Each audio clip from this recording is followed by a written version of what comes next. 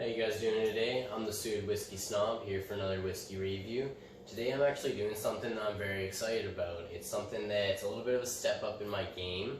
I've only had a couple of Irish whiskeys in my time. I had the Jameson, I had Proper 12, I had Bushmills, but one that is a little bit of an upgrade is the Redbreast 12-year single pot still. So this one's really interesting in its own concept because it's a single pot still, right? So it's very unique in its own way.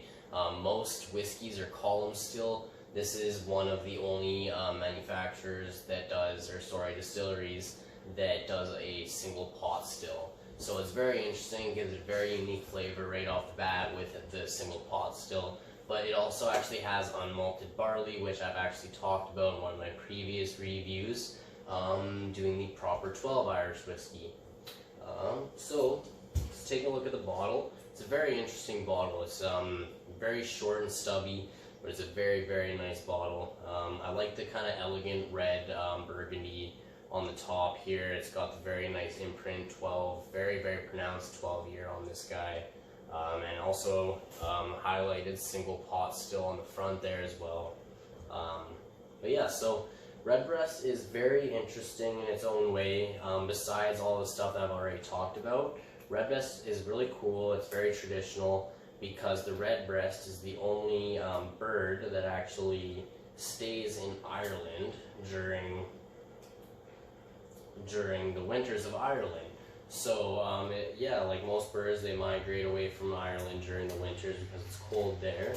But the Redbreast actually stays and hashes out the winter in Ireland. So that's why it's a very signature Redbreast name.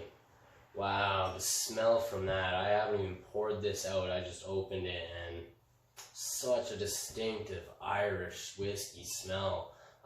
It's one thing Irish whiskey is very, very, very unique in so many different ways.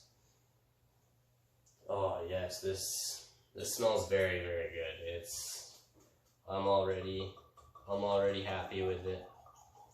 It's got a very nice color to it as well, actually. It's one thing I was reading on the box about this is it's actually finished in sherry casks.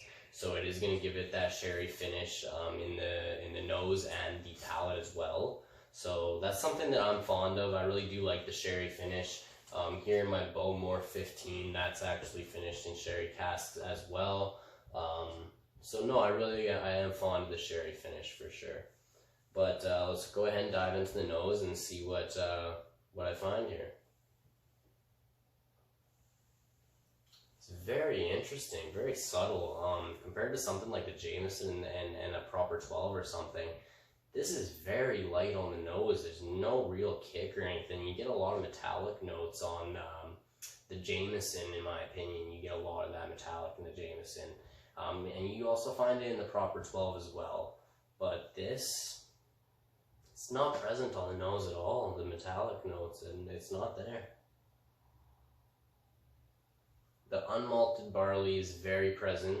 The sherry cask finish is very present. It's actually present in the color as well. Very, very nice color to this. Yeah, I'm already in love with it. It's very, very delicate on the nose.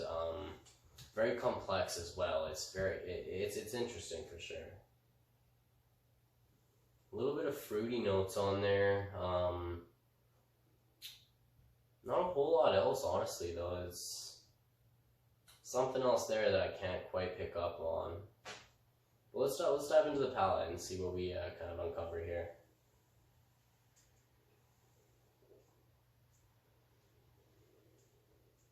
Wow. Wow. That is nice.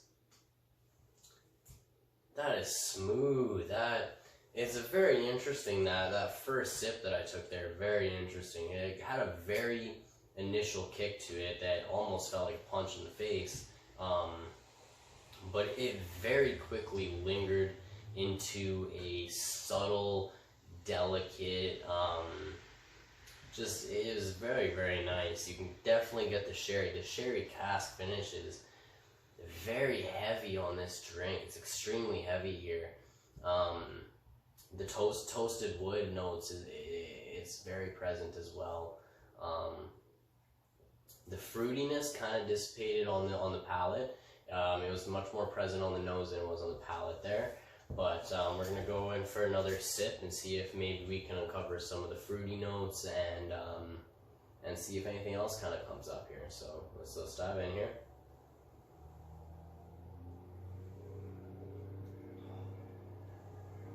That unmalted barley, so nice.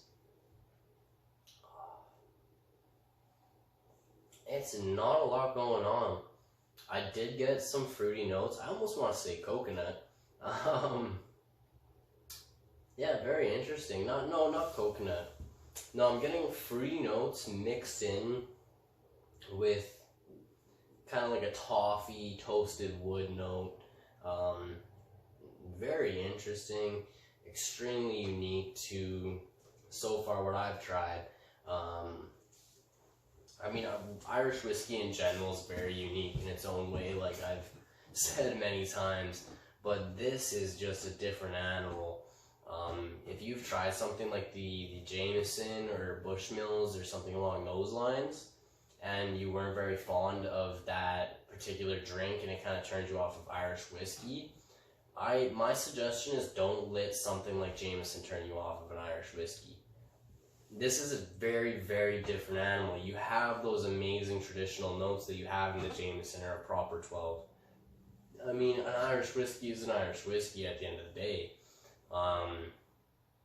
But this is very different in its own ways. It's much more pleasant on the palate. It's much smoother on the palate. It dances on the nose. It's got this silky texture to it. The way it goes down, it's extremely pleasant to deal with. There's no real complaints here. You know, typically with Irish whiskey, for myself, I find a lot of complaints. I like the unmalted. The unmalted barley is something I'm extremely fond of. But there's a lot of issues that I find with Irish whiskey, whether it being it tastes kind of like you know, straight up alcohol, or you don't actually get those notes on the palate. It's more harshness than anything. The Redbreast does a really, really good job of balancing out the things you love about Irish whiskey, and it takes away the things you hate about Irish whiskey. You would expect it to be a very, very harsh whiskey, being a higher grade whiskey. I know it is a higher end Irish whiskey, but because it's got that Irish in it, you kind of do expect it to, you know, kick your ass essentially, and it doesn't. It's quite pleasant to deal with. I enjoy it. It's smooth. It goes down nice. It's got a decent array of flavors. It's not lacking in. I wouldn't say it's not lacking, but I'd say it has enough complexity to be enjoyable. It has enough complexity to make it worth its while, for sure. It's got more complexity than something like a Jameson. You get the fruitiness in it. You get quite a bit of fruitiness in it.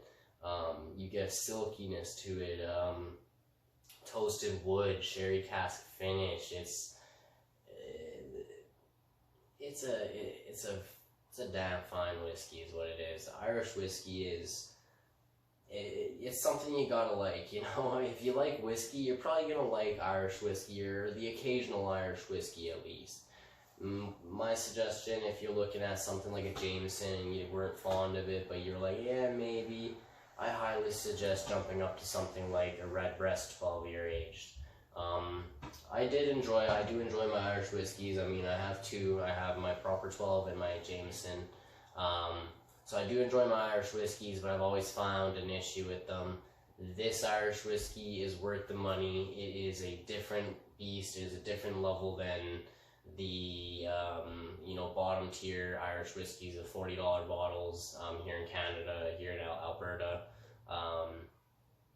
It's worth the money. It's worth it to go up to something like a 12-year Redbreast.